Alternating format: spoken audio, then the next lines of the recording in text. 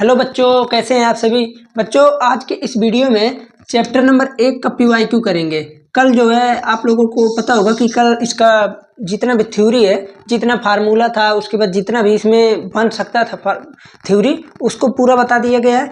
आज जो है इसमें पीवाईक्यू सीरीज लाए, जिसमें देखिए जब इस प्रश्नों में पीवाईक्यू सीरीज छांट रहे थे इस चैप्टर से, तो हमें दिखा कि कुछ एमसीक्यू भी बन रहे हैं। तो 3-4 एमसीक्यू लिए हैं, 3 एमसीक्यू है जिसमें तीनों ही इंपॉर्टेंट है, ठीक है। उसके बाद अभी इसके बाद जो है 2-3 दीर्घ प्रश्न, जिसमें आप लोगों को पता होगा कि किस प्रकार के प्रश्न आते हैं। वैसे अगर नहीं भी पता है तो आगे तो बताया जाएगा। चलिए देखिए, पहला प्रश्न है कि 144 के अभाज्य गुणनखंड में अभाज्य गुणनखंड के घातों का योगफल होगा। जैसे आप सभी को पता होगा कि जब हम, अब देखिए 3 प्रश्न है ना, तीनों में हम कर देंगे। पहले प्रश्न की बात करते हैं। तो जब हम 144 का अभाज्य गुणनखंड करेंगे तो आप सभी को एकदम आराम से आता होगा अभाज्य गुणनखंड करने। देखिए 2 से काटेंगे तो आएगा 72, 2 से फिर काटेंगे तो 36, फिर उसके बाद 2 से फिर काटते हैं 18, फिर 2 से 9, 3, 3, फिर 3 से काटेंगे तो 1, ठीक है। देखिए 144 का जब अभाज्य गुणनखंड किए तो 2 गुना 2 गुना 2 गुना 2, इस प्रकार से हम लिख सकते हैं। देखिए 2 गुणे 2, 2 फिर 2 फिर 3 फिर 3। अब प्रश्न में देखिएगा अभाज्य गुणनखंड नहीं पूछा है, हमको अभाज्य गुणनखंड की घातों का योगफल पूछा है। तो करेंगे क्या, पहले हम 2 वालों को अलग टर्म में लिखेंगे। 2 पे पावर 4 इंटू 3 पे पावर 2, ठीक है। अब देखिए यहाँ से ये 3 का घात अलग हो गया और ये 2 का घात अलग। अभाज्य गुणनखंड की घातों का योगफल, तो घात यहाँ पर कितना है 4, यहाँ पर कितना है 2, और 4 + 2 कितना होता है 6, ठीक है। 4 + 2 6, तो इसका आंसर हो जाएगा 6, ठीक है। तो इस प्रकार से जो है प्रश्नों को जब देखेंगे उसके बाद इसका प्रश्न में क्या पूछ रहा है ये समझना है, क्योंकि इसमें का 3-4 फॉर्मेट में बन सकता है। जैसे अभाज्य गुणनखंड में अब यहाँ पर सिंपली कैसे अभी पूछ लिया होता कि 2 पे 2 की घात बताइए, सिर्फ 3 की घात बताइए। तो ध्यान ये देना है कि क्वेश्चन पूछा क्या है। चलिए अब हम दूसरे प्रश्न पे चलते हैं। तो दूसरा प्रश्न तो बहुत आसान है, आप सभी को पता होगा। देखिए कह रहा है कि दिया गया है एलसीएम 132 288 का होता है 3168, तो एचसीएफ होगा। ये तो बिल्कुल आसान है, एलसीएम दिया है, एचसीएफ पूछ रहा है। तो आप सभी को पता होगा एक फार्मूला आप सभी ने पढ़ा है, LCM into HCF equal to दोनों संख्या का गुणनफल, दोनों संख्या का गुणनफल, ठीक है। एलसीएम कितना है 3168, 3168 गुना एचसीएफ कितना है, एचसीएफ ही तो निकालना है भाई। एचसीएफ इक्वल टू दोनों संख्या का गुणनफल, दोनों संख्या है यानी देखिए 132 गुना है 288। एचसीएफ की बात करें तो एचसीएफ इक्वल टू 132 गुना 288 अपान 3168। अब देखते हैं कि कटता किससे है। तो सबसे पहले हम इसको काटते हैं, 4 से काटते हैं। देखिए 4 से जब काटेंगे तो यहाँ कटेगा, देखिए 7 बार में, फिर उसके बाद 2 बार में 72 आ गया। इसको जब काटेंगे 4 से तो 4 7 होता है 28, बचेगा 3, ठीक है। 3 6 36, 4 9 36, फिर 2 बच गया, ठीक है। 7 9 2 यानी 792। अब और आगे करते हैं, तो और आगे काटेंगे तो ध्यान दीजिए 72 एकम 72, 72 एकम 72, बचा कितना 7, फिर उसके बाद आगे भी 2 है तो फिर 72 एकम 72। अब यहाँ पर बचा 1/11, 11 एकम 11, 11 पर आई हम 132। तो एचसीएफ कितना आ गया, एचसीएफ इक्वल टू 12। तो इसका आंसर हो गया आपका 12। ध्यान दीजिएगा कि प्रश्न ऐसे हैं। अब इस प्रश्न में जो है हमको मन नहीं था कि मैं विकल्प दूं, लेकिन फिर सोचे अच्छा विकल्प दे देते हैं। क्यों, क्योंकि इसमें जो है कभी कभी 1 नंबर में भी बन जाता है, कभी कभी 2 नंबर में भी बन जाता है। क्यों, 1 नंबर में मान लीजिए पूछ लिया डायरेक्टली प्रश्न तो ठीक है, और अगर 2 नंबर में पूछा तो आप इस फॉर्मेट में लिख कर देंगे। अब आते हैं तीसरे प्रश्न पे। तो तीसरा तो भैया बहुत लुल्लू पुल्लू है, क्योंकि कल हम बता दिए हैं इस टॉपिक पर किस प्रकार से प्रश्न बनता है, इसको मैं समझाया था। ध्यान दीजिए, कौन सहअभाज्य संख्याओं का युग्म है, सहअभाज्य संख्या। तो अभाज्य संख्या क्या होती है, आप सभी को पता है कि अभाज्य जिसके ओनली एक और जो नंबर हो वही फैक्टर हो, यानी सिर्फ 2 फैक्टर हो तो वो होता है अभाज्य। लेकिन हम सहअभाज्य की बात कर रहे हैं तो सहअभाज्य सिंपली जो भी 2 नंबर दिया रहेगा आप उन दोनों का क्या निकालिएगा, HCF। अगर HCF 1 आ रहा है तो हम कह देंगे हाँ यही सहअभाज्य युग्म है। तो हम पीछे से शुरू करते हैं। इसका देखेंगे 31 और 93 का, तो HCF आएगा 31, गलत। 7 और 21 में HCF 7 आएगा। 5 और 15 में HCF 5 आएगा। 18 25 में HCF 1 आएगा। ठीक है, कितना आएगा, 1। आप कहेंगे कैसे, यहाँ 5 का फॉर्मेट है, ये 2 और 3 का फॉर्मेट है, 2 3 5 में कोनो रिलेशन ही नहीं बनना है। ठीक है, तो इसलिए जो है इसका आंसर आ गया 18 25। देखिए ध्यान दीजिएगा, यहाँ एक भी संख्या अभाज्य नहीं है। सहअभाज्य संख्या से हम अगर बात करें तो एक भी ये नहीं है कि अभाज्य संख्या है, लेकिन क्या है कि ये सहअभाज्य संख्या का युग्म है। क्यों, क्योंकि इसका HCF 1 बनना है।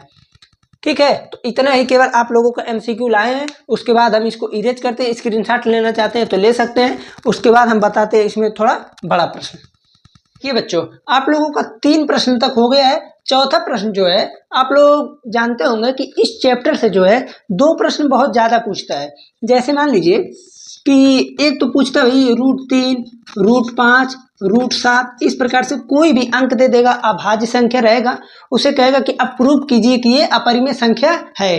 ठीक है, ये एक प्रश्न ए बन सकता है। दूसरा प्रश्न क्या बनता है, कभी कभी इसी के साथ भैया कह देगा 5 + करीब 3, 3 - करीब 3, 2 करीब 3, करीब 3/3। तो सिंपली हम ये कह सकते हैं कि एक फॉर्मेट का तो सिंपल बनता है और दूसरे फॉर्मेट का कोई भी सिंपल नंबर उसके साथ ऐड कर देगा, सब्ट्रैक्ट कर देगा, उसके बाद मल्टीप्लाई कर सकता है, डिवीजन कर सकता है। तो चूंकि कल हम बताए थे कि इस प्रकार से क्या होता है, अगर कल का लेक्चर नहीं देखें तो जाकर प्लीज आप लोग देख लीजिएगा।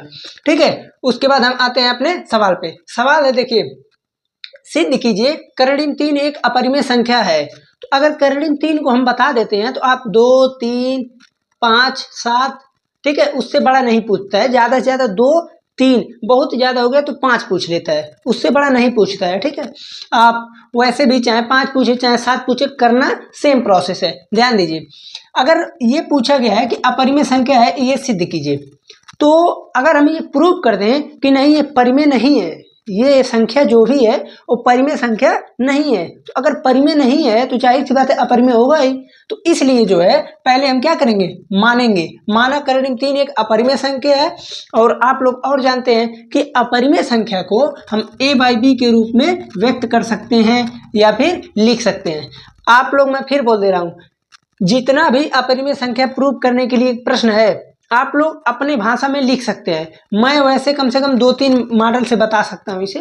ठीक है, तो आप लोग सिंपली करेंगे क्या, जो सबसे अच्छा फॉर्मेट हो लिखने के लिए वही फॉर्मेट लिखिएगा। जैसे ये जो मैं लिख रहा हूँ आप लोग ऐसा ही सिमिलरली उतार सकते हैं बोर्ड एग्जाम में चाहे जहाँ। तो करेंगे क्या, पहले मानेंगे, माना करीब 3 एक परिमेय संख्या है, तो परिमेय संख्या को हम a/b के रूप में व्यक्त कर सकते हैं। हम a/b लिए हैं, आप p/q ले लीजिए, c/d ले लीजिए, जो भी आपको मन करे। उसके बाद देखिए, आप जब ये चीज़ हो गया कि a/b के रूप में व्यक्त कर सकते हैं, तो ये चीज़ लिखेंगे ना कि करीब में 3 = a/b। इसका कंडीशन क्या है कि b जो है 0 के बराबर नहीं होना चाहिए। ओके, तो यहाँ से हम क्या करेंगे, क्रॉस मैट्रिक मल्टीप्लाई, तो a बराबर √3b, ये आ गया। कैसे आया, अब ये भी बता दें, जैसे इसका मल्टीप्लाई 1 में होगा तो a, इसका मल्टीप्लाई इसमें होगा तो √3b। ओके, तो यहाँ से क्या करेंगे, दोनों पक्षों का स्क्वायर करेंगे। जैसे ही दोनों पक्षों का स्क्वायर करेंगे तो यहाँ से आ जाएगा a² = 3b²। समीकरण नंबर 1। आप लोगों को ज़्यादा से ज़्यादा बच्चों को समस्या यहाँ पर आती है, लेकिन समस्या आना नहीं चाहिए, यहाँ पर ध्यान दीजिए। जैसे लिखा है a² = 3b², यहाँ से हम कह सकते हैं कि a² 3 से विभाज्य है। ये बताइए, हम यहाँ पर लिखें जैसे a² = 3b²। ओके, तो ये चीज लिख सकते हैं ना, a²/3 = b²। अगर a² 3 से विभाज्य है तभी तो b आया है। ठीक है ना, a² अगर 3 से विभाज्य है तभी तो यहाँ पर b² आया है। जैसे फिर से सुनिए, हम कहें कोई संख्या है 27, 27 जब 3 से कटेगा तभी तो यहाँ पर 9 आएगा, अगर नहीं कटता तो सेम यही आ जाता। तो यानी हम कह सकते हैं कि ए स्क्वायर 3 से विभाज्य है। अगर ए स्क्वायर 3 से विभाज्य है तो ए भी 3 से विभाज्य होगा। ओके, तो ए भी 3 से विभाज्य है। ठीक है, तो एक कंडीशन तो ये हो गया। अब हमको जब इतना पता चल गया तो हम करेंगे क्या, कोई दूसरा संख्या लेंगे तो मानेंगे यहाँ पर, अतः फिर से हम मानेंगे क्या, a बराबर 3c, यानी हम a की जगह पर 3c। अब देखिए इसको लिखते कैसे ये समझिए। जो आपको प्रूव करने के लिए कहा है, पहली बात उस चीज को आप अंक में लेंगे। करण 3 का है तो 3 लेंगे। अब उसके बाद a b ले रहे हैं तो आप c ले सकते हैं, आप कुछ भी ले सकते हैं। अब p क्यों लेते हैं तो r ले लीजिए। तो सिमिलरली हम क्या करेंगे, यहाँ पर चूंकि a b लिए हैं तो यहाँ हम c ले लेते हैं। a बराबर 3c रखेंगे जब, तो फिर उसके बाद देखिए अगर इसमें हम रख दें a बराबर 3c तो आ जाएगा a स्क्वायर बराबर 9c स्क्वायर। अब यहाँ से देखिए a स्क्वायर बराबर 3b स्क्वायर, a स्क्वायर बराबर 9c स्क्वायर। ओके, तो समीकरण नंबर 1 एवं 2 से, समीकरण 1 एवं 2 से, चूंकि लाइट चली गई थी तो उसी का वेट करते करते इतना लिख लिए थे। ओके, तो यहाँ से क्या आ जाएगा देखिए, 3b square equal to 9c square. अब 3 से हम इसको पहले तो उड़ा देते हैं, b स्क्वायर बराबर 3c स्क्वायर। इतना आ गया ना। अब यहाँ पर एक चीज आपको समझना है, ध्यान दीजिएगा। यहाँ पर अब हम क्या फॉर्मेट लिखेंगे, इसको मैं एक बार यहाँ लिखता हूँ। जैसे लिखेंगे क्या, b square equal to 3c square. अब यहाँ से हम लिखेंगे कि b square by 3 equal to c square. आप लोग एकदम सहमत होंगे, इसमें कोई दो राय है ही नहीं। ठीक, तो अब आप कंडीशन समझिए। यहाँ पर हम क्या लिखेंगे कि b स्क्वायर 3 से विभाज्य है, b स्क्वायर 3 से विभाज्य है, यानी b भी 3 से विभाज्य होगा। अगर b स्क्वायर 3 से विभाज्य है तो b भी 3 से विभाज्य होगा। ओके, तो अब आप ये कहेंगे कि आप यहाँ से लिख सकते हैं कि b 3 से विभाज्य है, b स्क्वायर या फिर b 3 से विभाज्य है।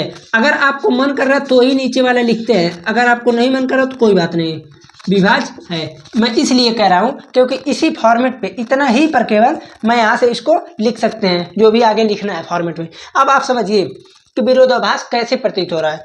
ध्यान दीजिए, a स्क्वायर 3 से विभाज्य है, ये समझ में आ रहा है। यानी यहाँ पर है कि 3b स्क्वायर, b स्क्वायर जो है यहाँ पर 3 का क्या है, मल्टीप्लाई। ओके, और यहाँ पर कह रहा है आगे जब चले तो कह रहा है नहीं, b स्क्वायर 3 का डिविजिबल है, यानी 3 से कट रहा है, 3 का फैक्टर है। तो अगर 3 से मल्टीप्लाई हो रहा है, यहाँ पर डिवाइड हो रहा है, ठीक है, तो यहीं से इसका क्या मिलता है, विरोधाभास प्रतीत होता है कि यहाँ पर तो भाई ठीक है मल्टीप्लाई हो रहा है, कोई बात नहीं, तो आगे भी मल्टीप्लाई ही होना चाहिए, लेकिन यहाँ पर क्या हो रहा है, डिवाइड हो रहा है। तो इसीलिए जो है अब यहाँ से हम लिखेंगे अतः इससे विरोधाभास, अतः इससे विरोधाभास प्रतीत होता है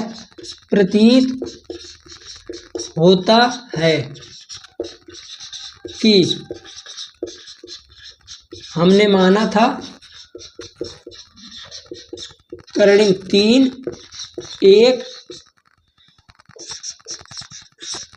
परिमेय संख्या है। तो यहाँ पर हो जाएगा अतः करण 3 एक अपरिमेय संख्या है।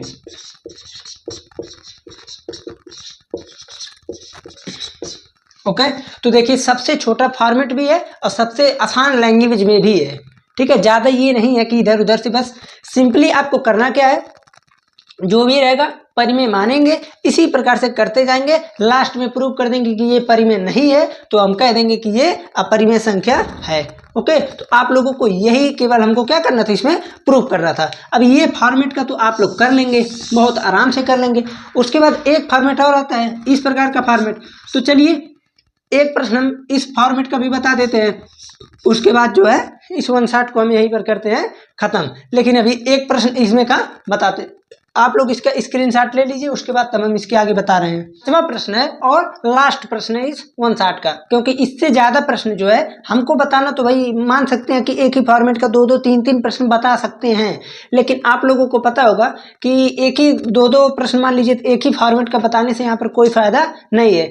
एक फॉर्मेट का एक प्रश्न बता दिए, अगर इस फॉर्मेट का कोई भी सवाल और आता है तो अंक बदल के आप लोग कर सकते हैं। ओके, तो इसी प्रकार से करना है। अब जैसे अगला प्रश्न दिया है, सिद्ध कीजिए 5 माइनस करड़ी में 3 अपरिमेय संख्या है। अब एक चीज आप लोग ध्यान दीजिए, अगर 5 माइनस करड़ी में 3 आए तो भी ऐसे होगा, 3 प्लस करड़ी में 3 आए ऐसे ही होगा। अब ये नहीं कि केवल यहाँ पर 3 ही आएगा, ठीक है, इसके जगह 5 भी आ सकता है। जैसे 5 माइनस करड़ी में 5, हम कह दें करड़ी में 5 भाई 2 आ गया तो भी ऐसे होगा। बस आपको ध्यान देना कि फॉर्मेट कौन सा बनना है, कौन सा बनना है का मतलब अभी जब हम थोड़ा सा और बताएंगे तो आपको अभी एकदम क्लियरिटी ज़्यादा होगा।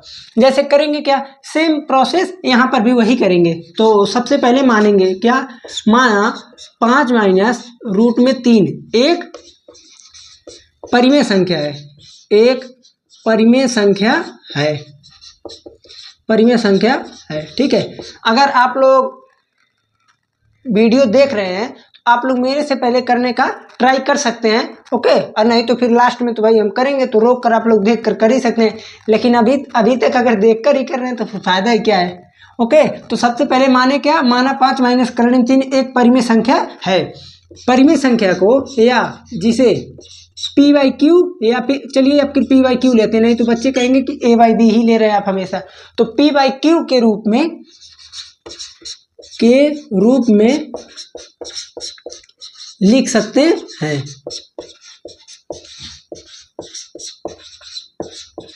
चलिए यहां तक हो गया ना, पी बाई क्यू के रूप में हम क्या कर सकते हैं, लिख सकते हैं। तो यहां से क्या हो जाएगा, 5 माइनस करड़ी में 3 equal to P by Q.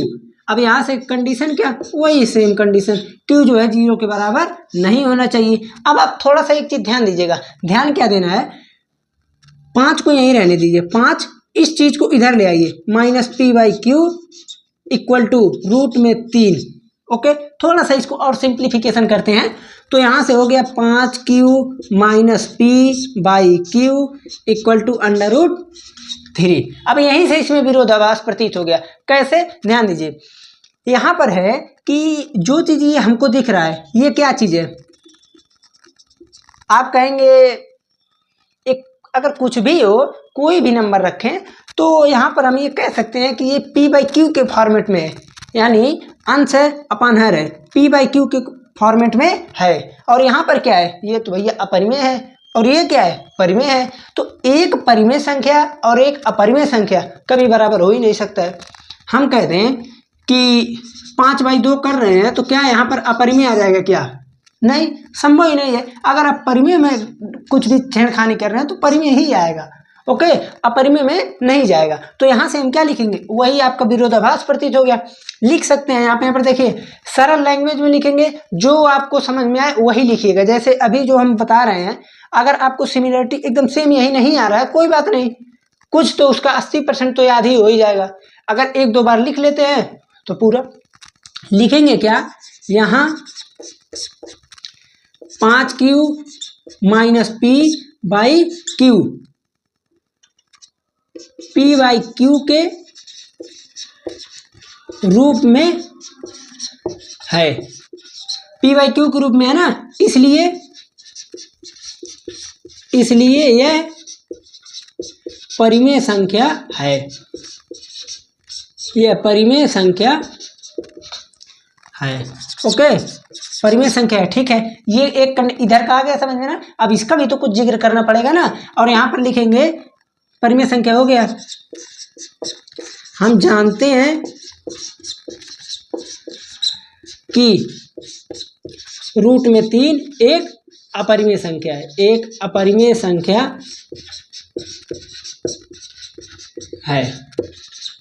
अब ये मत कीजिएगा कि एक बार फिर से रूट 3 को भी अपरिमेय प्रूफ करने लगे उसी सवाल में, तो ऐसा नहीं करना है। हम जानते हैं, ओके, हम जानते हैं या फिर हम लिख चुके हैं, आप इस प्रकार से लिख सकते हैं। तो हम जानते हैं कि रूट में 3 एक अपरिमेय संख्या है।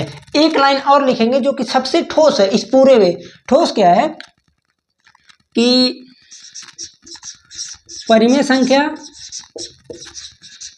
संख्या और एक अपरिमेय संख्या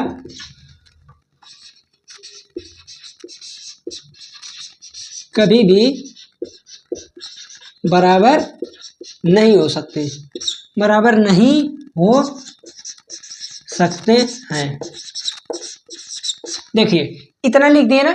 अब एक चीज और लिख सकते हैं। क्या लिख सकते हैं? देखिए सिंपली इतना लिखने के बाद आप लिख सकते हैं इस फॉर्मेट की जगह, जब कभी भी एक अपरिमेय संख्या में कोई परिमेय संख्या मल्टीप्लाई किया जाए या परिमेय संख्या को डिवाइड किया जाए या परिमेय संख्या को जोड़ा जाए या घटाया जाए, तो सिमिलरली आप इसी को 3-4 लाइन में लिख करके उसके बाद विरोधाभास प्रतीत होता है कि हमने माना था ये परिमेय संख्या है लेकिन ये अपरिमेय संख्या है, ये तो नीचे भैया लिखना ही पड़ेगा। ओके, तो इसलिए ये कंडीशन हो गया। इसमें कुछ भी किसी को याद नहीं करना है, जो यहाँ है उसी को मैं लिखा हूँ। पहले इस लाइन को लिखेंगे, P/Q के फॉर्मेट में परिमेय है, हम जानते हैं ये परिमेय है, परिमेय कभी बराबर होता ही नहीं है, तो आप लिखेंगे। अब यहां से लिखेंगे कि अतः इससे विरोधाभास प्रतीत होता है,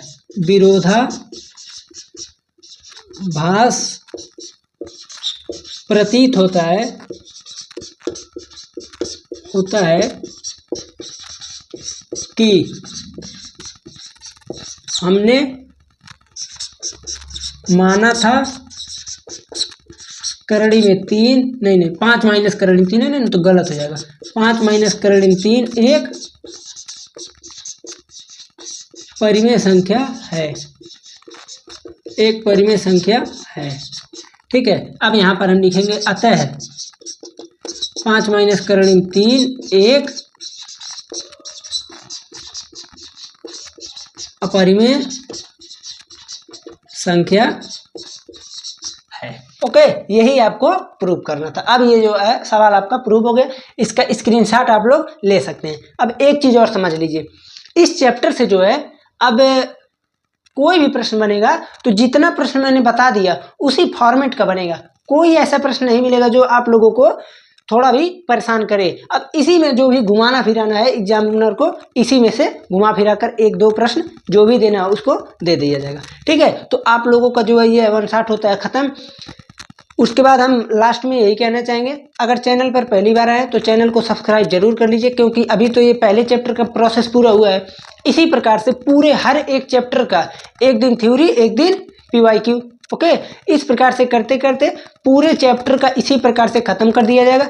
और अगर 1-2 दिन बचता है 30 दिन के चैलेंज में, तो उसके बाद जो है आप लोगों को पता होगा कुछ PYQ, उसके बाद कुछ इंपॉर्टेंट पूरे मिक्सर मिलेंगे, तो वहाँ पर थोड़ा लॉन्ग वीडियो बनेगा। ओके, तो बस इतना ही। चैनल पर आ गए तो लाइक वाइक कम से कम कर दीजिए, और अगर कोई डाउट हो तो फिर कमेंट में बता सकते हैं।